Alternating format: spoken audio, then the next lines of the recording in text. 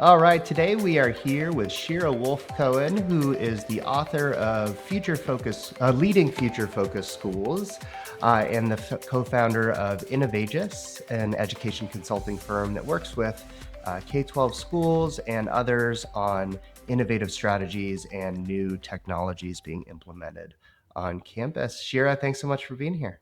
Thanks for having me. Excited to share in this discussion. I know that we're aligned in this work, and I'm excited to dig in. Yeah. So just quick context for everyone else. Shira and I got to know each other in a way that only happens when you truly align with a stranger. And that was basically we saw each other's ideas and things that we talked about online, LinkedIn, and so on. And yeah, became friendly and started learning about each other's work. Yeah. Um, so, Shira, you have this really awesome book, which of course speaks to me, and that's really centered around the concept that career education is not an extra thing. It's not an add on. It's something that should be woven into the fabric of how school works, how we measure things, how we think about our objectives, and so on. And so I just want to ask you some questions about your approach, how schools have used it, and some of that kind of stuff. Does that sound good? This sounds awesome. All right, great. So you talk about the concept of a future focused school. What does that mean? Yeah. So, a future focused school is a school that ensures that their entire ecosystem is part of the approach in preparing every student for their future. We walk into many schools and you see a CTE program or a career advising course, or you even see students taking certain career pathways, right, to take dual enrollment classes in colleges. But what you don't always see is this mindset across an entire school that says, we are here to prepare young people for their future. For their future, that could include college, it could include the military, it could include going into the workforce, apprenticeships, but for any possible choice that they choose. Got it. And so how does this differ from what most people would consider traditional education and the objectives of a traditional education? Yeah. I think this is embedded, right? We're not talking about tearing down what we've done and rebuilding. We're talking about shifting with the times, shifting with the technology, shifting with the needs of our world. And so a future focused school looks a little bit different than what we would consider a traditional school that is focusing clearly on academics. Maybe they have some social emotional learning weaved in. Maybe there's a graduation profile. But in a traditional school, we see students, right, going to classes, learning about the content, aiming for proficiency, mastery in that content, and hopefully moving on to the next grade. And when we think about a future focused school, we think about a school that is tapping into students' strengths and passions and purpose in not just one class or one grade or one experience, but in all of their classes, across all of their contents. There's two things that make a future focused school. One is an intentional career development continuum that takes students through a process of understanding their own identity and their awareness, to exploring what's out there, to eventually preparing them for what's next, right? So that's part one, is making sure that these experiences are aligned and documented and part of the curriculum. And the other part is that every teacher, every educator in the building has what we call the future focused mindset. The future focused mindset is not about stopping class for a new curriculum or adding in a lesson. It's about these moments in every single class and every single day that can happen. The opportunities that students get to hold career jobs. Like, hey, I want to be, I'm really good at organizing. So maybe I could be the teacher's helper in organizing, right? Maybe I'm really good at energizing folks and getting them on task. And so I'm going to try out being like the classroom DJ, right? So they might hold jobs, there might be visuals, lifting up the social emotional skills, not just lifting them up, but naming them in the moment so that students know, what they're demonstrating, acknowledging how our skills that we're learning can be used in the future, and really identifying and tapping into their strengths so that they have opportunities to demonstrate leadership. None of this is about a curriculum that you adopt. This is all about the activities that happen on the day to day. So the combination of the intentional programming and the future focused mindset is really what makes a future focused school. Got it. So if there's a leader out there, whether this is individual school principal or a superintendent of a district or any number of leaders that could influence this type of work and trajectory, and you buy into this concept, which we'll get a little further into during this talk, but you buy into this concept and you're like, yes, this obviously makes sense and this needs to be part of how we approach education. How do you Mm-hmm. take it from there, from this sounds good, I should tell the other leaders and my staff and so on that we should be doing this, to actually doing it? And what does that, what does that Yeah. process look like? Yeah. I mean, I really think that there are kind of four pieces that go into this. And this actually, it does start with leaders. It's why I wrote the book, Leading Future Focused Schools for Leaders, district leaders, school leaders, because it starts with leaders owning and co-creating that shared vision, right? Establishing that future focused identity, making sure that that vision is aligned specifically with their school and their mission, and making career connected learning named within that vision so that everyone in the school knows that we are working to prepare students for their future. And so I really believe that step one is establishing that future focused identity. And that happens starting with a leader, but it really is about bringing educators and families and students along with you. And so as part of that, once as a leader, we establish that vision and we maybe co create that and we communicate that to the community. It's now time to show the community what we can do to support them in this, right? And that means creating the systems, the time, and the resources for the community to do this work. That could mean something as simple as bringing teachers posters for their classroom. You're the math teacher. I'm bringing you some posters on how math connects to the real world and what careers are available in math that you can put up, something that can start to inspire our young people. It might mean purchasing a curriculum or a tool that can allow for teachers to integrate careers into their daily instruction in a simple way. And so that might mean investing in warm ups that can be part of the do nows. That might mean investing in an ed tech tool that teachers can use. But we have to provide the supports because teachers don't know how to prepare students for their future. We actually don't always know how to prepare students for their future because we don't know what the future holds. And so we have to give them those support structures, the resources to be able to do this work, and the time to be able to collaborate, not with each other, not just with each other, but with possible community members, so that they can really start to build this mindset that this happens on an everyday basis and they have the support to do that. I think that once we give teachers the support, the professional development, the tools, the time, the resources, then we can start to uplift them as leaders, as part of your team. As we co create a vision, we need to recognize that it's not just about us.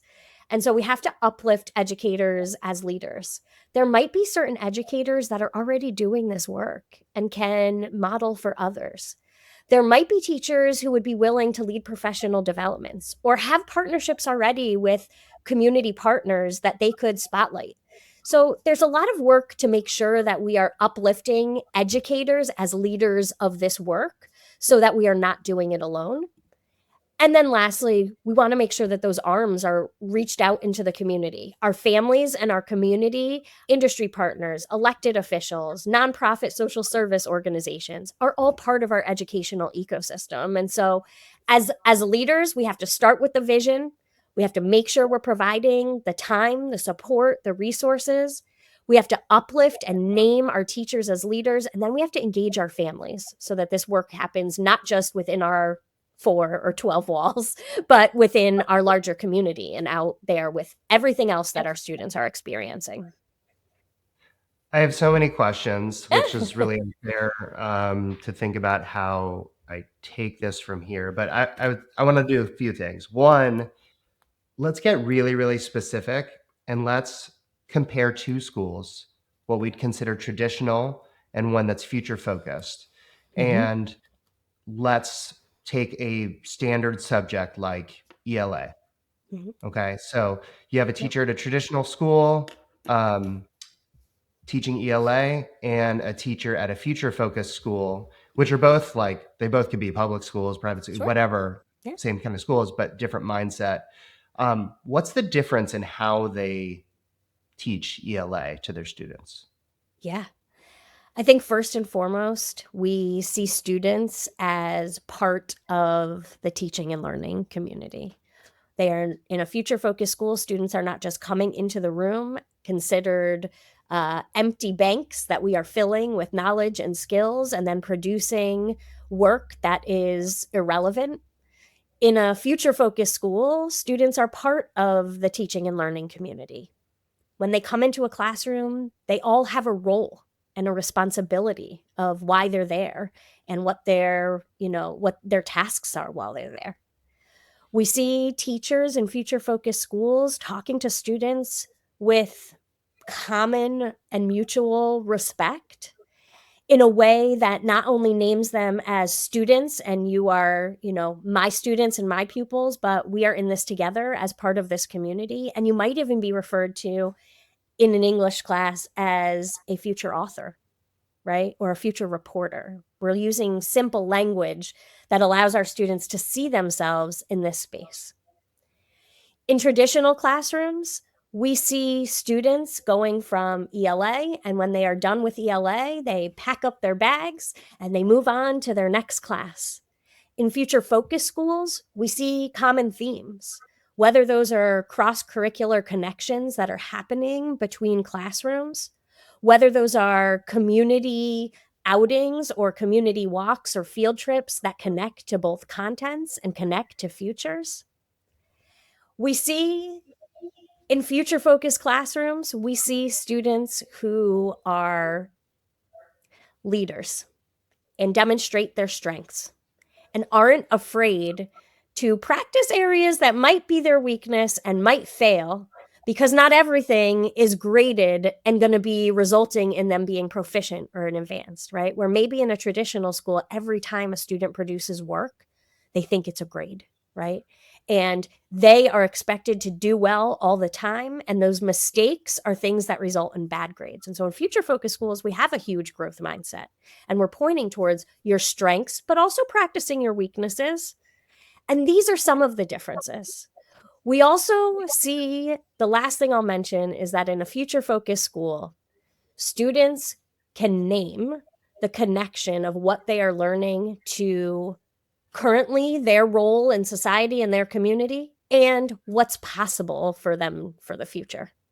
And so those conversations are part of everyday activities because in a traditional school what we see is an advisory period once a week where students get on a platform and they complete an activity, and we call that preparation for their future. And we all know that once a week for 45 minutes is not going to do that, but in a future focused school that's happening every day in every classroom in micro moments in not just with teachers, but with other people in the community, whether that is administrators, whether that is nurses, counselors. Everyone is part of these conversations, this mutual respect, this understanding that our young people are the leaders of the future and can certainly be the leaders of today. That's awesome. So, career readiness Mm-hmm. is notorious for being quite Mm-hmm. difficult to track outcomes. And certainly without waiting 10 years to see where students end up in their professional Yep. lives and so on and so forth. And even then, we tend to index so much on are they making more money than somebody else that we're comparing them to? And oftentimes these are like really small like movements in money as well, Yeah. and it's just not a great measure, right, of success here. So, Yeah. how do you think about this, and how does a future focused school know that Yep. they're doing this well, Yep. and that they're they are at least pursuing a certain type of outcome Mhm. or measuring it as opposed to just, hey, Yep. I had my lesson and I mentioned that this one occupation uses this type of stuff and that's Mhm. it. And so now like I'm good. We're future focused. Yep. Yeah. I mean, I think there's always an end goal of ensuring not just graduation from high school, but ensuring that our young people can identify a pathway post-secondary. They can enter that pathway. They can persevere through any challenges and acquire whatever the credential, job, or, certificate that they are looking to get. And so one of the biggest life skills that we can teach young people is how to set goals and how to tap into their own resources to build their own agency. And so I think in theory, if we were to identify with students and take them through the career development continuum that I was talking about, where they are first and foremost building their identity and their awareness, and then they're exploring, and then they're starting to prepare, right, before they enter any like training programs, we can track their progress on from the very start on their identity work and awareness work around who they believe they are and what their skills are and their strengths are, and start to tap into their passions. And we can have them start setting goals so that we can determine if they are on that goal path, right? And so goal setting in that way, I don't believe should start until high school, right? I don't think we need to ask seventh graders, like, are you going to go to college? But we do need to start asking ninth graders around what they're thinking about their post secondary path. And we need to have some really clear documentation to identify what are their skills, their strengths, their initial goal, what resources they have that help support that goal. And we need to track those. And those don't come from a simple test score or a grade, they come from building portfolios. They come from tracking progress through advising through specific benchmarks. Here in Pennsylvania, in theory, we have a really great system. In implementation, it doesn't always happen that way. In theory, our students are building a portfolio from day one in kindergarten through the part where they graduate, so that we can go all the way back to kindergarten and say, wow, they were really interested in keeping the community safe, right? And like now they're going to the police academy, right? And so I think there's space for us to start identifying where are some key benchmarks in our grades that would allow us to have young people start setting goals, and then us intentionally progress monitoring those goals. When we intentionally progress monitor the goals, we can address challenges with students. We can gauge to what extent our program is working, right? Because if my student is setting a goal and all of my teachers have a future focused mindset and are aware of that goal, then the impact of them graduating, identifying they're going to the police academy, entering the police academy, and graduating is my data that they did that, right? We did that as a team by helping that student build their awareness, explore, identify benchmarks, and help progress monitor them, not just through graduation. I think this is where the problem comes. We see so many schools. We have a 99% graduation rate. That's great.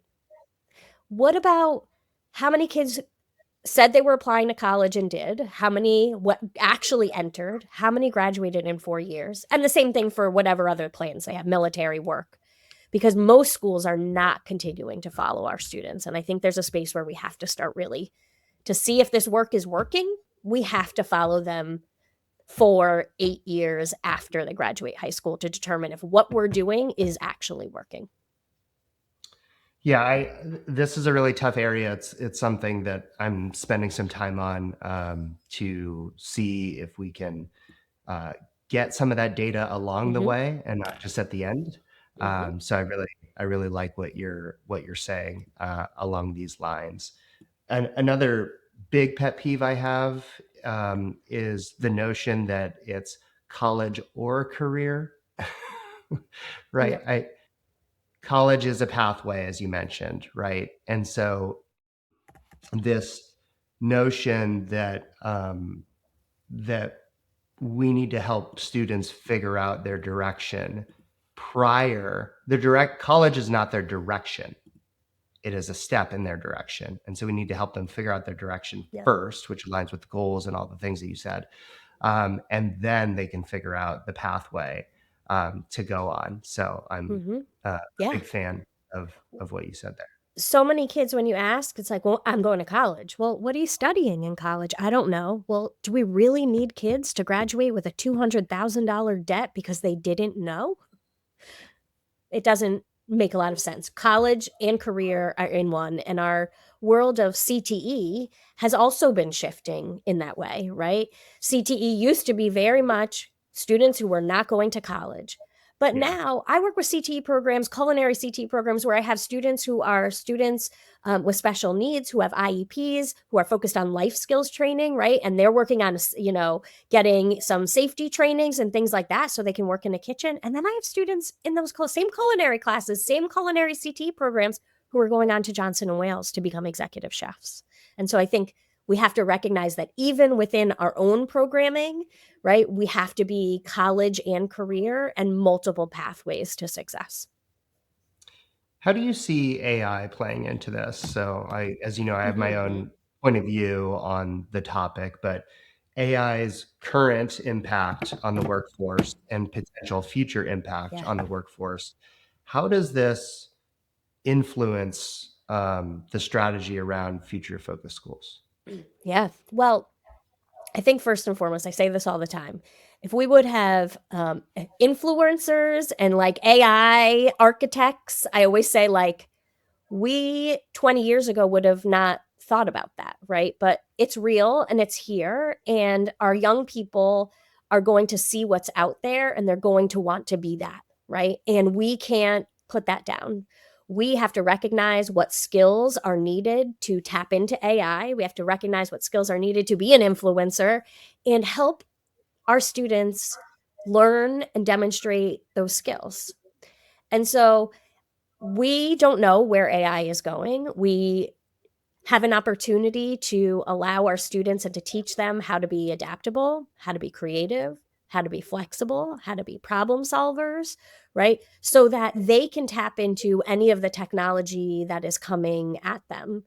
And we can't be afraid that AI helps them cheat, because Google could have helped us cheat 25 years ago or however many years ago, right? Siri could help us cheat when it was introduced however many years ago. Instead, we need to teach them how to use it, right? What is the right way to use my AI in a way that can help me productively, help me access my resources, help me learn better? And so for our students, we have to, number one, not shy away from it, but we also have to teach them how to use these tools. And we have to recognize that the tools we're teaching them now, when they get into the workforce, are going to be like 100 times better. We could have like holograms in front of us talking to people, right? For Yeah. teachers, teachers were trained to be teachers of, they learned behavior management. They learned how to address students with specific disabilities. They learned how to teach their content. But nobody taught them how to teach students how to be future focused or how to be a career educator, right? Because every teacher is that career educator. Nobody taught them that. And they don't have the content knowledge. And so we have to help them. And I think that's where AI and, we've had a chance to explore your tool and collaborate. And like, this is a great tool for teachers to be able to say, like, I don't know the answers, right? I'm teaching about quadratic equations in my math class, and you want me to tell you all the careers that like can connect to that? That might not be in my wheelhouse right away. But what is in my wheelhouse is knowing how to use a technology tool, an AI tool, and knowing how to prompt that tool to ask specific questions and getting my students into that tool so that they can ask even further, right? Like, there's no way I'm not interested in quadratic equations. I also am interested in the fashion marketing industry. How, like, are there connections, right? Like, what other careers are out there in the fashion marketing that really hone in on math? And so I think, as for our teachers, we have to be able to give them tools to help them do this work. And AI tools right now are helping them to do that, because they don't know what's out there. They don't know what it takes to be all these different careers. And we can help them get that information at their fingertips and then engage their students in some learning that directly connects their content to that future focused and career approach. And nobody really does, by the way. I mean, whether you're talking about students, educators, executives out in the business world, like we don't know everything Yeah. about every profession and how it relates to everything. Nope. So there's just so much knowledge to be gained, and you can see that. The last big question is kind of a meta question, but it's something that I've seen a bunch, and I think given your background would be especially interesting to hear your perspective. So I've heard the statement from some leaders in education that education is not workforce development. And there is this sort of hard line between academics and career Mhm. stuff and preparing for jobs and stuff Mhm. like that, and that we shouldn't be worried about that because what they need is the academic foundation, and that's the purpose of education. So I think the purpose of education, especially a K-12 education, actually becomes a really hotly debated topic. Mhm. So, what is your perspective? What is the purpose of a K 12 education? And what would you say to those that are resistant to some of these things because they think it's out of scope for what a K 12 education should provide? Yeah, it's interesting. So, before starting in Avagus, I was a charter school teacher and leader. And the mission of that school was to engage students in not only academic learning, but social and emotional learning so they could become stewards of their communities and lifelong learners. And I didn't write that mission statement, I was a part of it for 20 years. But I believe that that is the mission of education, for us to not just build students up with academic skills, but to build them up with social, emotional skills and life skills. Because the purpose of education is ensuring that our students are stewards of our world, right? To keep up this world, hopefully in a kind and compassionate and understanding way that allows for everyone to thrive. And we want them to be learners, lifelong learners, right? Whether that is going into a career that requires them to get a certification, requires them to go to college, requires them to be in the workforce and just recognize that they have to learn certain things. And so for me, the purpose of education is preparing students to be contributing members of our society and to always strive for lifelong learning. Now, if we're in schools where young people are there to just learn academics, there's no way that they want to be lifelong learners.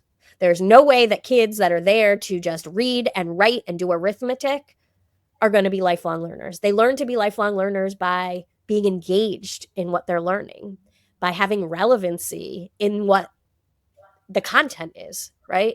That is what persuades them to be lifelong learners. And contributing to their society is about being a leader, knowing your strengths, knowing where you fit in, knowing how you can make this world a better place. And so that's what I think the purpose of education is. We do that through making sure students are literate, right? They have ELA and math skills, that they're taking all these other contents, that we're building their brain and their knowledge. But again, young people are not banks. There is a thin line between I'm teaching students and I'm engaging students in learning. And that's what we want to do. We want to engage them in learning.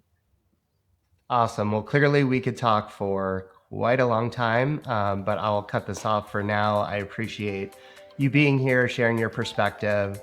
Again, the book is Leading Future Focused Schools.